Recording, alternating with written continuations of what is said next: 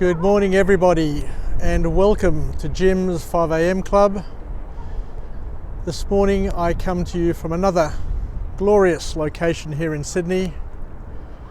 I'm over here on the north side of the bridge, and as you can see I'm at Kirribilli, and you can see the Opera House nestled over there on the other side of the harbour, the magnificent CBD.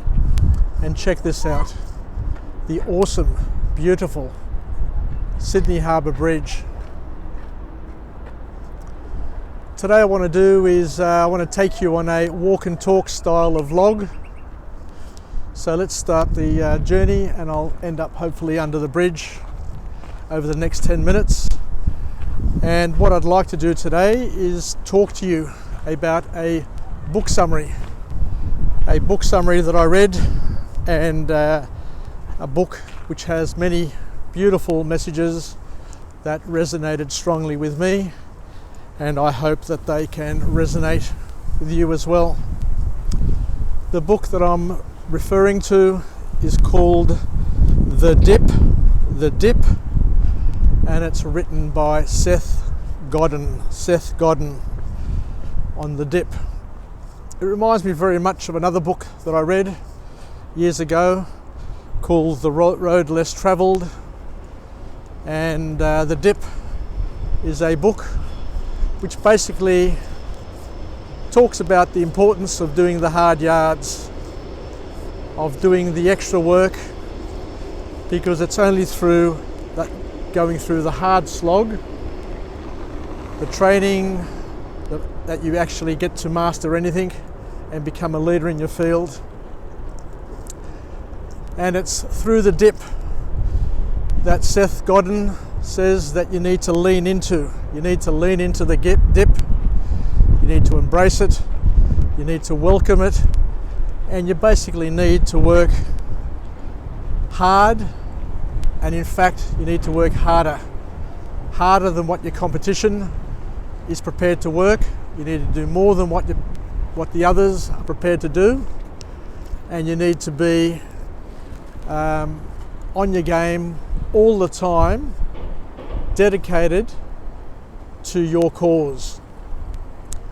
And Seth basically suggests that you can't dabble in the dip. You need to embrace it, and you need to hit it hard. So let's talk about the dip, and I'll give you a lovely example of who took advantage of the dip and made the most of it. Michael Phelps, the awesome American swimmer, reportedly or arguably the greatest swimmer of all time,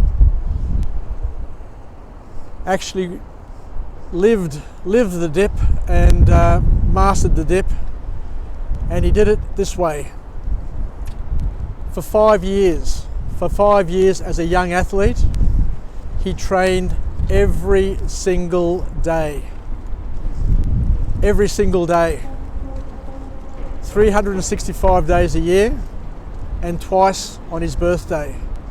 Michael Phelps set a standard that no other swimmer was prepared to do, and I'd go as far as saying that very, very few swimmers would be capable of doing. To train rigorously every single day for 5 years is a remarkable feat, because most athletes live by the thought process that they need to recover, they need some downtime, they need to basically train hard some days, take it easy other days. But Michael Phelps is the example that he did the hard yards. He did the hard yards every day and put himself under enormous pressure on a daily basis, so that when it came to his swimming, when it came to the Olympic events, it was easy. It was easy for him because he'd done it time and time again. Another example of somebody who leaned into the dip is Michael Johnson. Another Michael.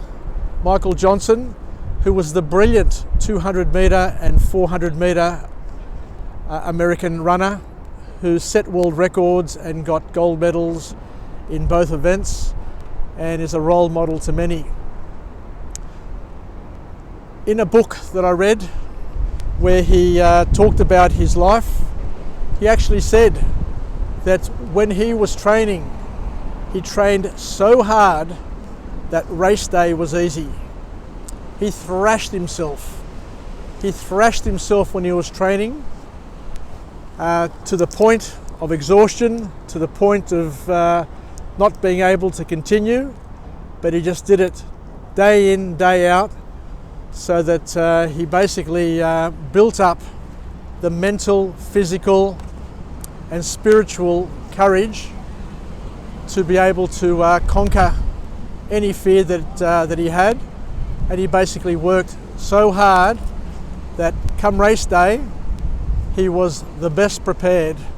He was the best prepared on the field, and he had everything in his stride and in his inventory of capabilities to get on with it and to set and break world records. The dip is not for people who like dabbling. You're not going to be great at anything if you're dabbling, if you're chopping and changing. Many people, when they find the road getting hard, swap it out and start something new. You'll find over the years that there are many people who will start things, they'll be all enthusiastic, they'll be all excited when they first start, but before you know it, they give up on it and they're on to something else straight away. But they never get to finish anything, they never get to master anything because they're not capable or they're not prepared to lean into the dip, as Seth Godin instructs us and tells us in his awesome book. So what's the lesson here for young people? The lesson here is very, very simple. You need to decide what you want to do, and once you decide what you want to do, you've got to go out there and do it with passion and do it to a level of commitment that your competition and other people around you are not prepared to do. As an athlete, as a student, as a business executive, you need to blow away the competition. You need to lay down the gauntlet and let them know that if they take you on, they're going to be thrashed to an inch of their lives. I've worked with many people over the years, and they are so committed to their tasks, their work, that if you want to take them on, you've got to be prepared to work really, really hard, give up a lot of free time, give up your family basically, because to try and match them is an amazing sort of journey, and a frightening. It's a frightening adventure. So you can't bluff it. You can't say I want to be the best at something and not be committed to working your guts out. So the message is simple. Lean into the dip, as Seth Godin says. Identify what you want to do, learn from the best, and when you're training, when you're working, when you're delivering, just do it with every possible ounce of energy. Anyway,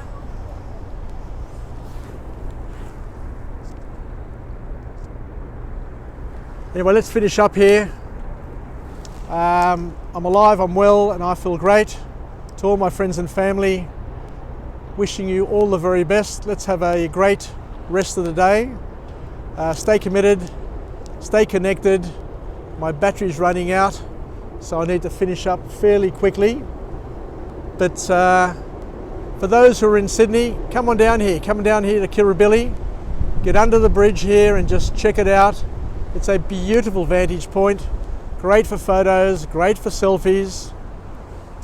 And another beautiful location here in Sydney for me to be delivering a message, a positive message, and to be highlighting and showcasing my beautiful city of Sydney.